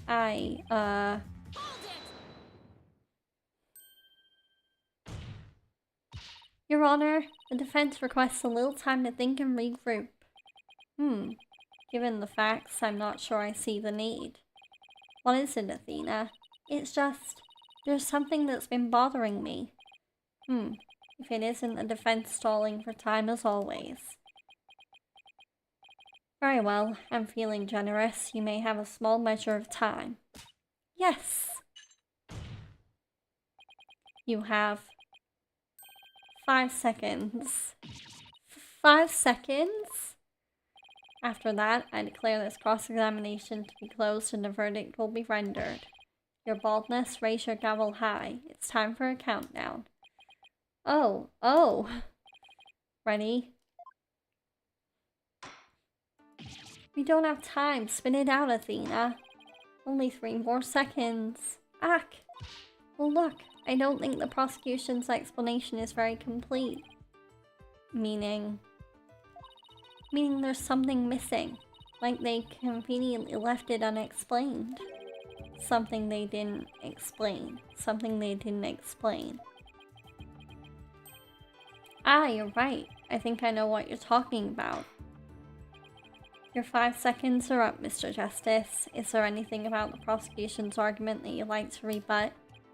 Yes, Your Honor. Actually, there is. There is something the prosecution has yet to make clear to the court. Well, if you put it that way. What is it that the prosecution has failed to explain? The motive for murder, probably.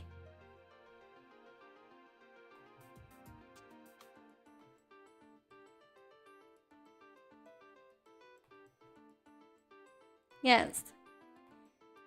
Yeah, it's gotta be the motive for murder, but I'm just gonna check. Just to doubly make sure. Oh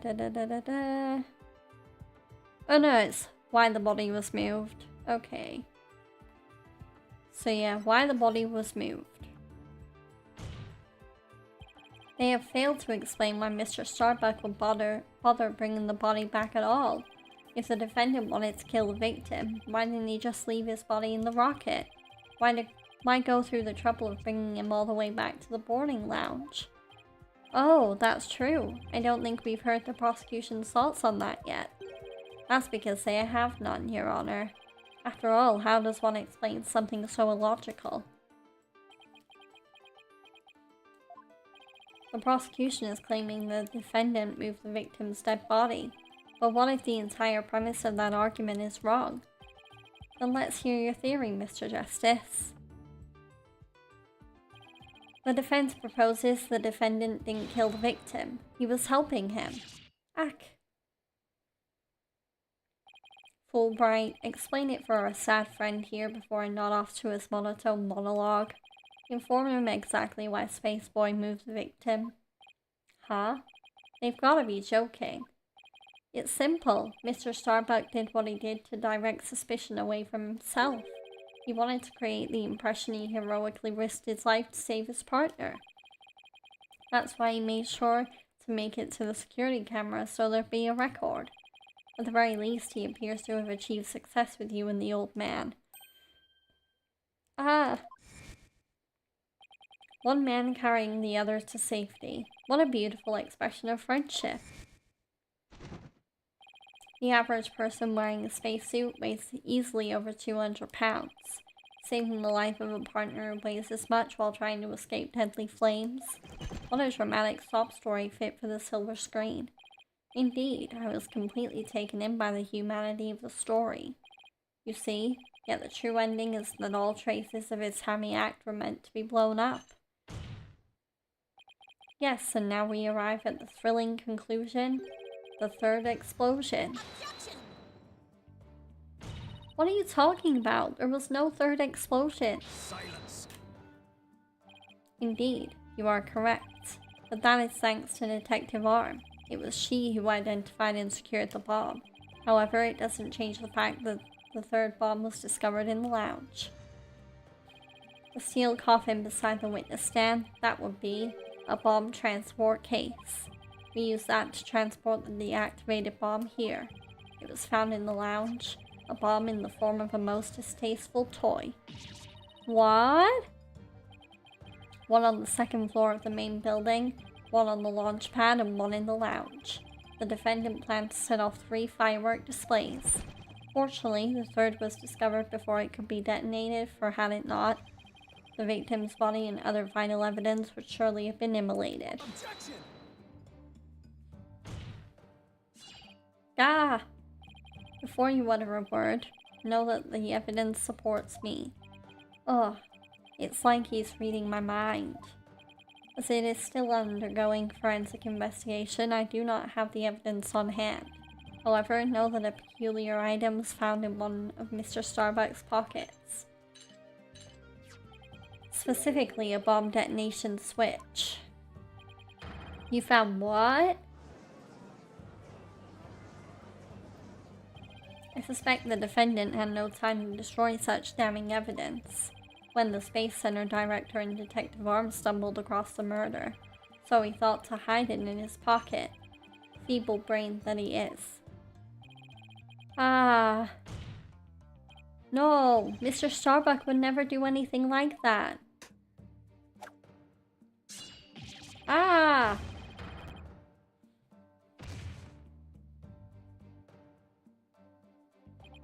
Justice Dono, open your eyes and see the truth. This appears to be irrefutable evidence that the accused set off the explosions. No, there has to be some kind of mistake. This can't be the truth. Still can't accept it? You'll believe in your client come what may. Then why don't you cross-examine the defendant himself? This has got to be a trap. It's like Blackwell's controlling the entire game. Yeah, it seemed like he was waiting for me to bring up the body-moving issue. Why do you say that? Because he had just the right argument when I pointed it out. And to really rub it in, he had a decisive piece of evidence up his sleeve too. He was trying to shake my faith in Mr. Starbuck and break me down. Then making you cross-examine Mr. Starbuck at this point was part of his plan too? Totally underhanded, but I wouldn't expect anything less from him. Now let us hear from the arch-villain, the fiendish murderer himself, famed astronaut Solomon Starbuck.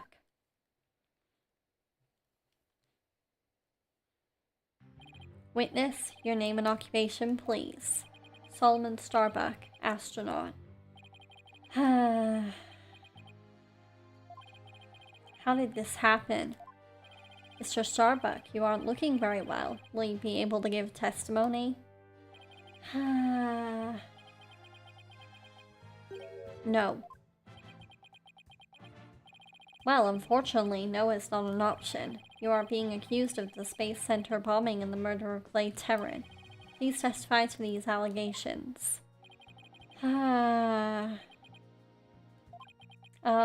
Mind if I take this suit off? It's getting really heavy. Silence. It's not the weight of the suit that you feel, but of your sins. Prepare to carry that weight for the rest of your life. Banish me to the moon. I don't care anymore. Wow, that was super negative. Is he going to be alright up there? He'll be fine, I think. As long as he doesn't totally give up and say he did it, that is.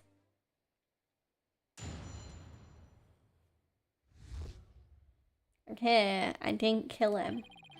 All I did was support Clay over my shoulder and get us out of the rocket.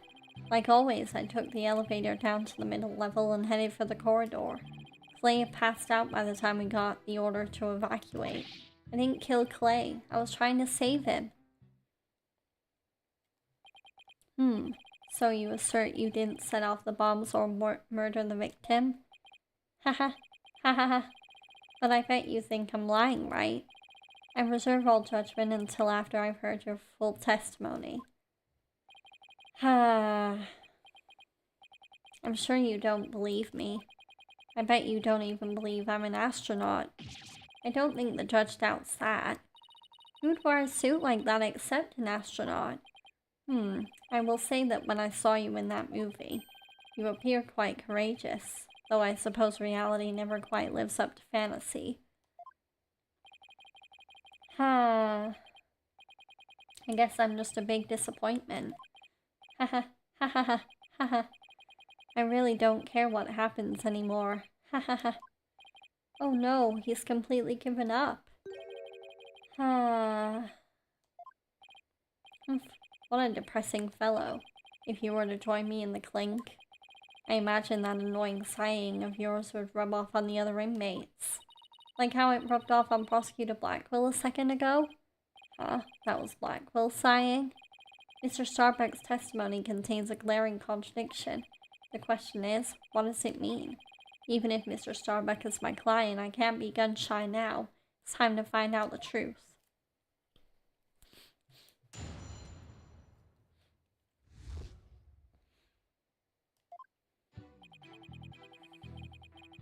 Okay. Press. So, what you're saying is that the victim was still alive at that time? Of course, he was alive and well. Silence. If so, then you admit you took a man who was alive and well and silenced him permanently with this. What? No. Black hole confirmed, dead ahead. It's no good, Captain. I'm getting sucked in. Objection. Mr. Starbuck, you are not in space. Please give your testimony seriously. It was just nerves, but maybe I shouldn't have said he was alive and well. It was more like he was slumped over. Those are complete opposite ends of the spectrum.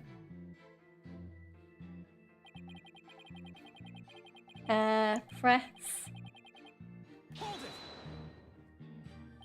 Is that the elevator inside the launch pad area?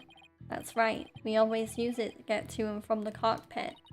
That makes sense, so I was just using the route he always used, in spite of the fact that there had just been an explosion? Huh? I think Mr. Starbuck is hiding something. Something pretty big.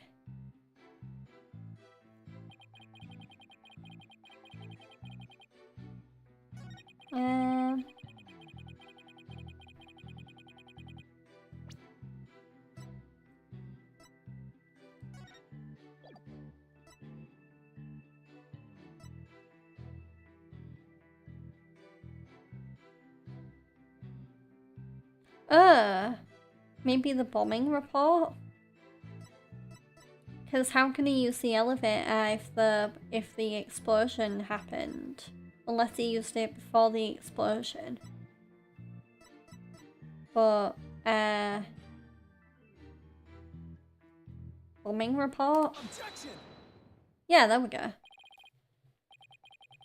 Mr. Starbuck, I need your testimony to be as accurate as possible. Was I not being accurate? No, because it's impossible for you to have taken the elevator down to the middle level. What makes you say that, Mr. Justice? Please recall where the bomb went off in Launch Pad 1. Also recall that after the explosion, the middle level elevator was engulfed in flames. Oh, you're right, which means... Exactly, the launch pad's elevator would have been unusable. In other words... Mr. Starbuck, your statement is decidedly inconsistent with the facts. Well, what's with the helmet? Ah, mission command, do you read me? Come in, please. Objection! This is a mission command. I order you to pay attention. Stop this nonsense and answer my questions, Mr. Starbuck. Ah, my helmet. Ah, my oxygen tank. Oxygen concentration and body temperature declining. Requesting medical assistance. Ah.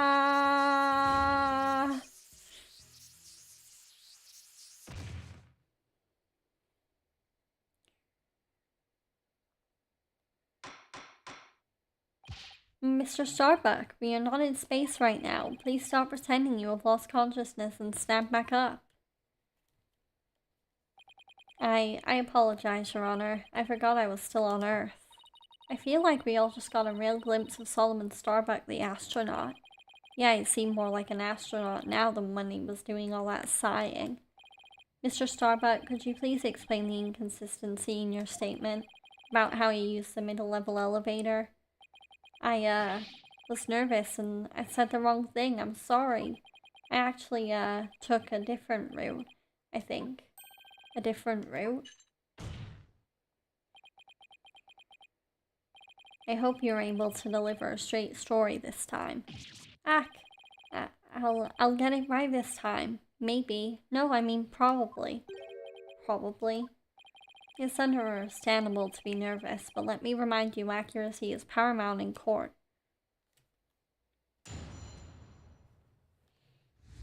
Okay, a new testimony, my escape route. Let's see, my escape route. What I said before was a mistake. I remember now. I took a different route, maybe, probably. With the capsule and clay in my arms, I made my way down from the upper level. So you're saying you escaped without using the elevator? But that's right. There's a ladder that spans the upper and middle levels. I used that ladder to get to the middle level. Luckily, the fire ant reached the ladder, so we can make our escape that way. And the capsule you mentioned, I suppose you mean the thing next to Mr. Terran here? Was the capsule that important that you'd risk your life to take it with you? It almost goes without saying, but yeah, that capsule contains asteroid samples. Therefore, it's invaluable as research material. With his spacesuit on, Clay weighed a ton, but securing the capsule was also important. I need you to answer to the best of your ability. Mr. Starbuck, please remember that your verdict is riding on this testimony.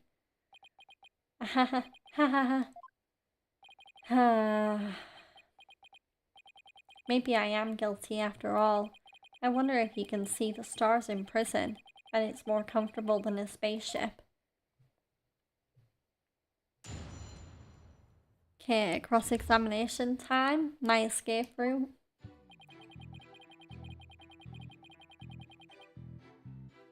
Press. How could you mistake such a basic fact? Hey, everybody makes mistakes, but try thinking about the vastness of space instead. From Earth, it takes 4 light years to travel to our nearest neighboring star. So you see, compared to the vast expanse of space, human error is insignificant. I wish he'd consider it just a little more significant than 0. Enough jabbering. Get on with your testimony. Ugh.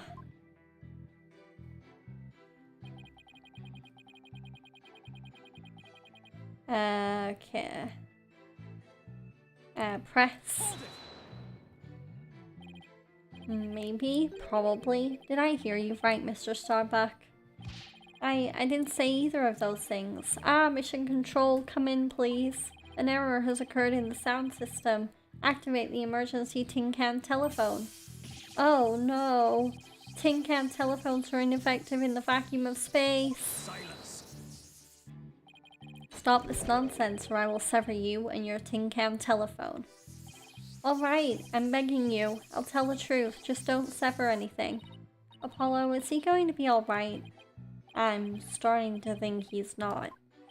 Let's see. So about when we were running away.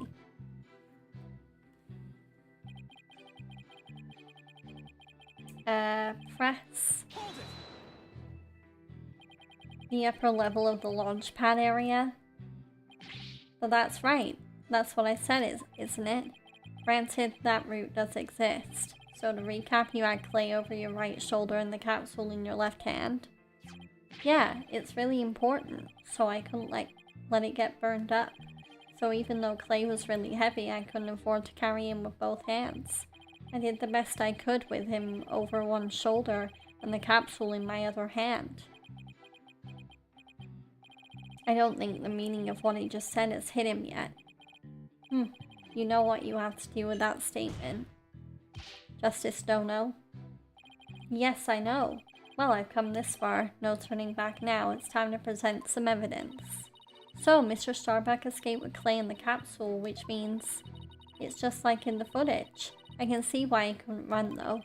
He must have weighed over 200 pounds just by himself. Yeah, and he had to support Clay, who was another 200 pounds. Plus, he had to ensure the safety of that capsule. I don't think I could have even walked under those circumstances. Walking straight forward is probably about all I would have been able to manage.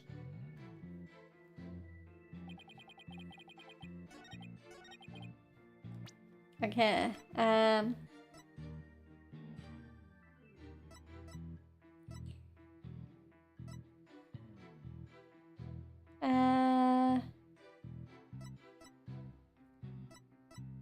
so, yeah, let's present the... Oh. I mean, there's a few things we could present here. I'll try the doll. I'll try the video first. Objection. Oh. Oh, no, no.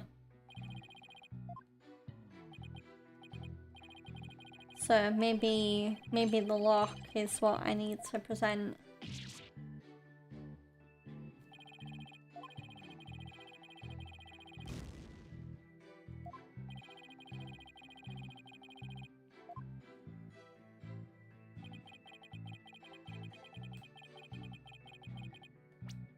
Okay, Launchpad 1 door lock. Objection. No, never mind. Oh.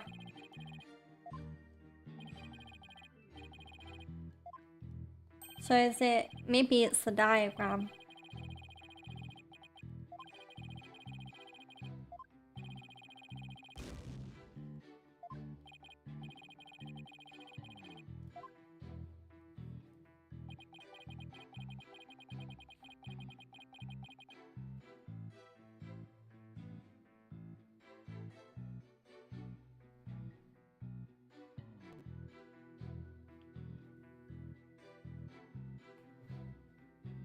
Okay, so, the bombing report on the second... Oh no, I did that one. Yeah, I need to present the diagram. Okay. So I got the right statement, just the wrong evidence. Objection! Mr. Starbuck, why don't you just tell the truth? The truth? Let's see. The Earth is blue. No, that's not right. So, I guess the Earth isn't blue? Yeah, that's it. The truth, Mr. Starbuck. Gar! The oxygen concentration is super low in this area. Prepare the emergency oxygen tanks. Mr. Justice, the witness appears confused. Please help draw out the truth from him. Mr. Starbuck, under the circumstances at the time, you couldn't possibly have reached the boarding lounge via the upper level route. Huh? Not as long as this was along the escape route. The launch pad 1 corridor? Yeah, it's gotta be the corridor, right? Nope, never mind. Oh.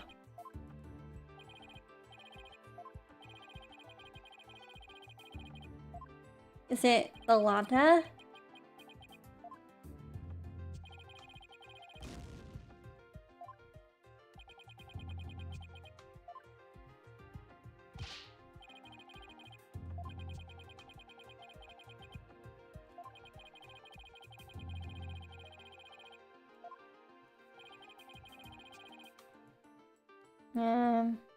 Present the ladder. Okay, yeah. So I jumped the gun a bit there. But yeah, present the ladder.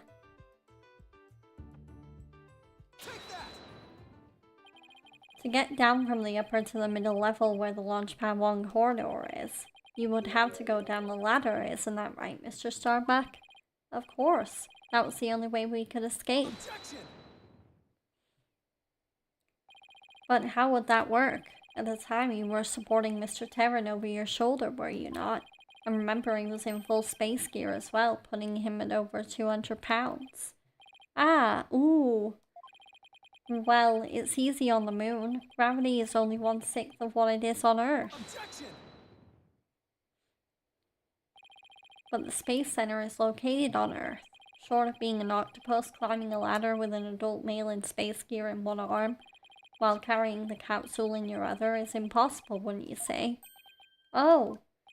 So, Mr. Starbuck, how exactly did you climb down that ladder with your arms full? Ah!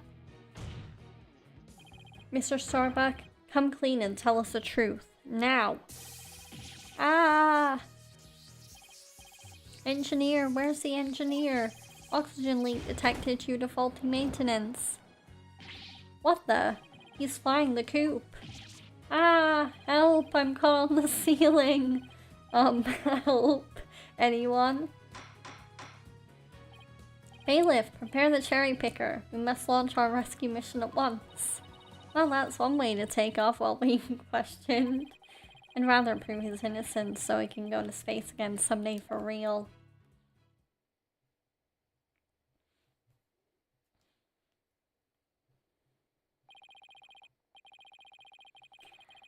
And with that rather funny ending, I am going to have to wrap up the stream here. I would push it and do 3 hours, but even having hydrated a fair bit during the stream, my throat is still, my throat is very sore, so I don't want to push my voice too much longer. So, in that case, I'm gonna save, and yeah, the next time we play this game, it will be 2026, which is really, really weird to say, but yeah. However, this won't be my last stream of 2025. I will be streaming tomorrow, but I'll go over that more once I've finished the game. Once I've saved the game, I mean.